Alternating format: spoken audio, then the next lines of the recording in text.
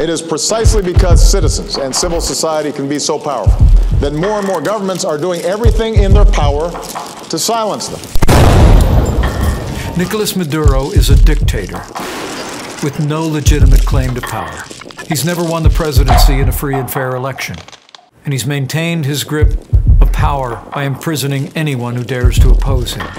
From Venezuela, you are seeing relentless crackdowns vilifying legitimate dissent as subversive.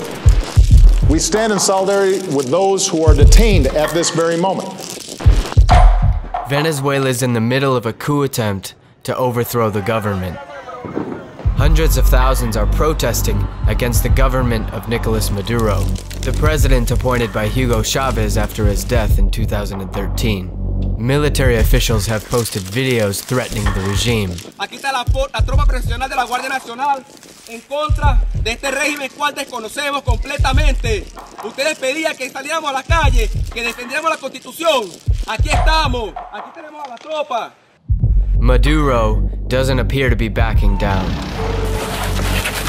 A few years ago, Venezuela was once hailed by many as the poster child for successful democratic socialism. The president of Venezuela is leading the struggle to build that socialism here in our 21st century. And now stands widely condemned as a totalitarian regime and dictatorship. The president of the opposition majority National Assembly, Juan Guaido, declared on January 23rd that he was the new president interim after the opposition members of the National Assembly boycotted the elections of Maduro, calling it a sham. It was only 4 years ago that Guaido entered the National Assembly after his peers were either arrested or forced into exile. When Guaido first began pushing the Venezuelan military to recognize him, and not Maduro as the legitimate leader, he was arrested by the government police. It wasn't long after his release that Guaido said he would be willing to assume the presidency on an interim basis with the support of the armed forces to call elections. His interim presidency received international support, including the majority of its neighbors in South America. Trascendente misión de poder avanzar hacia la recuperación de la democracia, del Estado de Derecho, de las libertades en un país hermano como Venezuela. But you also need the army to be involved. That's what Juan Guaido has been asking for all day, for the army to back him, and so far, we're not sure if that's going to happen. It looks like it might not happen.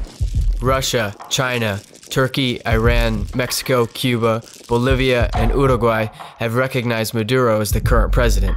Furthermore, the defense minister stated that Venezuela's armed forces do not recognize Juan Guaido as president.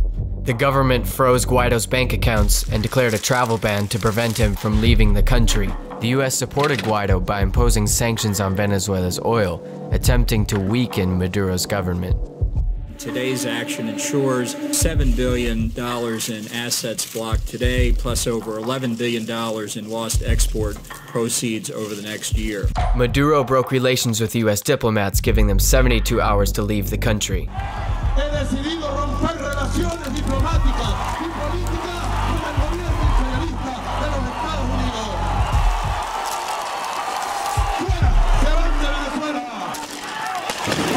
Maduro's government dispatched police to the demonstration.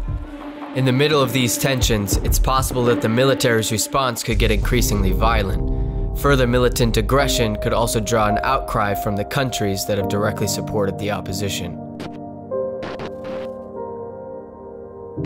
But is the overthrow of Maduro really necessary? Does the country really need to be rescued from totalitarian leadership? Answering these questions involves understanding political shifts towards totalitarian rule since Hugo Chavez began his presidency in 1999. The political moves by the Venezuelan government over the last 2 decades comprise a complicated mix of socialistic reform for the poor, as well as an increased nationalization of domestic businesses. In 1999, the extreme poverty rate in Venezuela was about 30%. Venezuela is one of 14 nations of OPEC, and at one point produced over 10% of the world's crude oil, but many in the country felt they never saw the benefits of the booming oil economy. Chavez built his image around these frustrations. One of his main goals was to nationalize the state oil company, PDVSA, and establish socialist programs that would use the money from the oil companies to help the poor and the middle class. However, the main source of these programs came from the highest oil prices Venezuela has ever seen in its history. Decreasing poverty levels in Venezuela were largely dependent on the rise of global oil prices.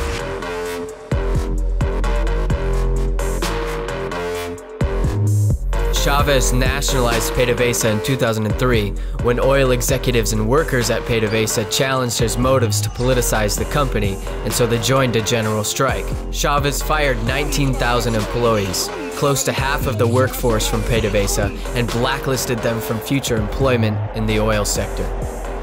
The workers were replaced with employees loyal to his government, and later the government threatened to remove all workers who did not support Chavez. The massive loss in skilled workers triggered a deeper decline in oil production. Chavez prepared Venezuela poorly for its economic future by spending so much of the oil production on welfare programs while failing to reinvest back into the same oil companies. The nationalization of businesses began to cripple domestic production, as government officials were now running businesses and had little industry experience. When Chavez came to power, there were more than 800,000 private businesses. Today, fewer than 230,000 remain.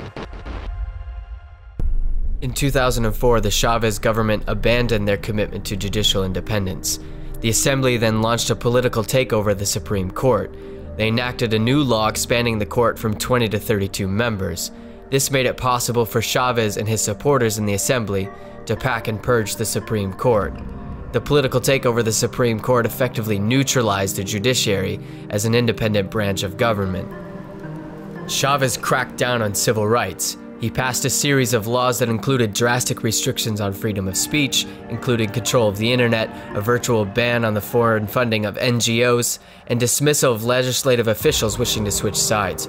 The president's tolerance for dissent was made clear when students and activists who were protesting the laws were attacked. Chavez silenced critics by refusing to renew the broadcast licenses of major TV stations in Venezuela. No se va a tolerar aquí ningún medio de comunicación que esté al servicio del golpismo contra la independencia nacional.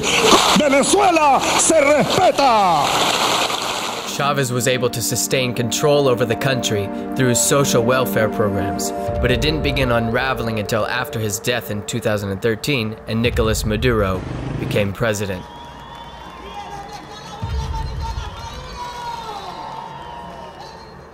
In 2014, oil prices fell globally and government spending became unsustainable. The country's imports dropped almost 80%. Government spending cuts slashed budgets for maintaining the nation's oil fields. Venezuela's oil production hit a 3-decade low of 1.5 million barrels a day. Maduro couldn't keep up with expenditures for imports, so he started printing money. This triggered massive levels of hyperinflation throughout Venezuela. Maduro also restricted access to foreign currencies. Most Venezuelans were trading bolivars on the black market for US dollars at extremely high rates because they were discluded from official exchange rates that only military elite and government officials had access to.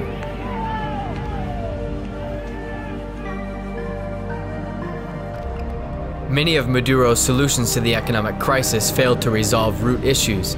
The lack of domestic production and imports resulted in scarcity at grocery stores, often leaving shelves completely empty. The healthcare system was in shambles. At one point, 70% of blood banks didn't have any access to usable blood. Maduro refused opportunities from the international community to provide humanitarian aid.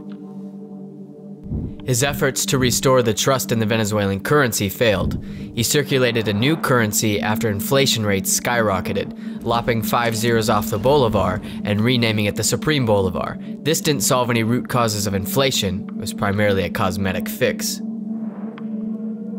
Maduro even announced that he would prepare for an influx of tourism as an economic lifeline through a luxury revamp of hotels in Caracas. However, over the last few years, Venezuela has become disconnected from the rest of the world by airline travel. In a realistic sense, how will tourists go to your country with hardly any flights going in and out? And why will they even go if they are afraid of being killed? The crisis was so bad that Venezuela's homicide and murder rates are now among the highest in the world. It's estimated that almost 3 million, or almost 10% of the Venezuelan population, has left the region in search of refuge in other countries. Does this really seem to be promoting tourism? As Maduro's popularity waned during the economic crisis, the opposition won a supermajority in the Venezuelan Congress in 2015. A political victory that, under the rule of law, should have fostered political change and a stable solution for the crisis. However, Maduro created a legislative superbody called the Constituent Assembly in an election that was widely criticized as a sham. Allies of the Socialist Party won all 545 seats in the new assembly, which gave itself the power to rewrite the nation's constitution and fire dissident state officials. The episode caused daily street protests and clashes with authorities that caused hundreds of deaths. Maduro continued to suppress freedom of speech. Venezuela saw over 70 newspapers, TV, and radio stations close, while attacks and arrests of journalists increased. Maduro's critics say the president used forced arrests to stifle his opponents and consolidate his power.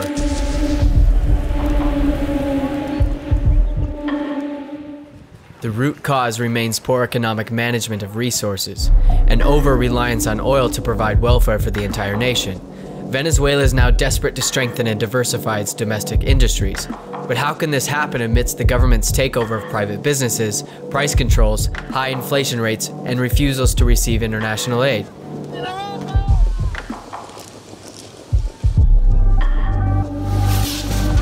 The coup attempt does remain Venezuela's best chance in recognizing the legitimacy of the National Assembly, which stands as Venezuela's only democratically elected institution. The best chance towards long-term solutions will come through the stepping down of Maduro and restoration of democracy. Until the root cause of the collapse is treated, the crisis will not be solved.